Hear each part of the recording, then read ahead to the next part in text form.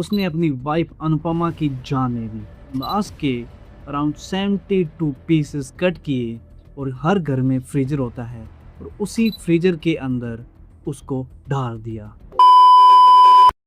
20 फरवरी 2010 सुबह के करीब 4:30 बजे देहरादून का एक शांत रेसिडेंट एरिया और उसके अंदर एक ऐसा घर जहां सब कुछ बाहर से देखने से नॉर्मल लग रहा था, लेकिन उस घर के अंदर कुछ ऐसा राज छुपा था जो किसी की जिंदगी नहीं, उसकी पहचान तक मिटा चुका था। और सबसे डर वाली बात, वो राज किसी लॉकर या किसी तिजोरी के अंदर नहीं, बल्कि उसी घर के अंदर फ्रीजर के अंदर छुपा था। इस घर में रहती थी एक फैमिली, राजेश गुनाटी और उसकी वाइफ अनुपमा और उनके कुछ बच्चे।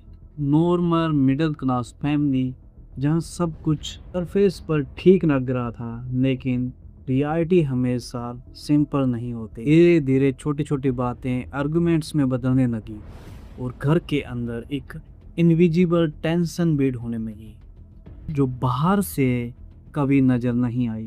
शुरू शुरू में हस्बैंड और वाइफ के अंदर सब कुछ ठीक था, लेकिन धीरे धीरे रिस्पेक्ट कम होने लगी, ईगो बढ़ने लगा और बात बात पर क्लैशेस होने लगे और लड़ाई झगड़ा होने लगा।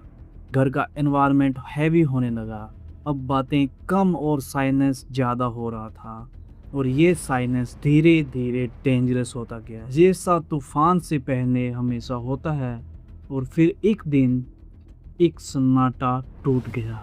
19 फरवरी की रात एक आर्गुमेंट शुरू हुआ जो पहले भी होते रहते थे, लेकिन इस बार चीज़ें कंट्रोल से बाहर चली गई। और इस मोमेंट पे राजेश ने वो स्टेप लिया जिसके बाद सब कुछ खत्म हो गया। उसने अपनी वाइफ अनुपमा की जान ले ली। और यहाँ से कहानी एक डार्क मोड़ लेती है, लेकिन सबसे बड़ा डर यहीं से शुरू होता है, क्योंकि मर्डर के बाद कोई भी व्यक्ति भागता है, डरता है, छुपता है और या सरेंडर करता है, लेकिन इसने ये ऑप्शन चूज नहीं किया। इसने सिंपल उस जो लाश के अराउंड 72 पीसेस कट किए और हर घर में फ्रीजर होता है और उसी फ्रीजर के अंदर उसको डाल दिया। और डालने के बाद अब सोचो, एक आदमी जिसने इतना बड़ा क्राइम किया है वो उसी घर में रह रहा है, उसी फ्रीजर के साथ, और उसी फ्रीजर से सामान वगैरह भी रख रहा है, लोगों से मिल रहा है, बात कर रहा है, नॉर्मल बिहेवियर कर रहा है जैसे कुछ हुआ ही नहीं। यहाँ पर ये स्टोरी क्राइम से बढ़कर एक साइकोलॉजिकल पजल बन जाती है, क्योंकि सबसे बड़ा स्वाद ये है, क्या वो इतना नॉर्मल कैसे हो सकता है? एक नॉर्मल इंसान आफ्टर दिस मर्डर इतना नॉर्मल बिहेव कभी नहीं करेगा। सवाल सबसे बड़ा यही उठता है, क्या कोई इंसान इतना बड़ा सीक्रेट लेके नॉर्मल रह सकता है? सोचो, हर दिन हर रात तुम उसमें अपनी ज़िंदगी के सबसे बड़ा राज छुपाया हो और फिर भी तुम लोगों से मिलो, उनसे बात करो, हंसो जैसे कुछ हुआ ही ना हो। या फिर इंसान के अंदर से इतना टूट जाता है कि उसे सही और गलत का फ़र्क। लेकिन हर सीक्रेट की एक लिमिट होती है।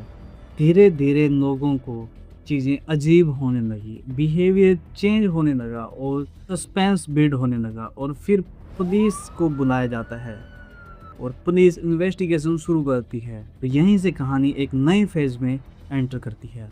जैसे जैसे इन्वेस्टिगेशन आगे बढ़ती है वैसे वैसे लेयर्स खुलने लगती हैं और एक नॉर्मल दिखने वाला इंसान इतना डेंजरस सीक्रेट छुपा रहा था।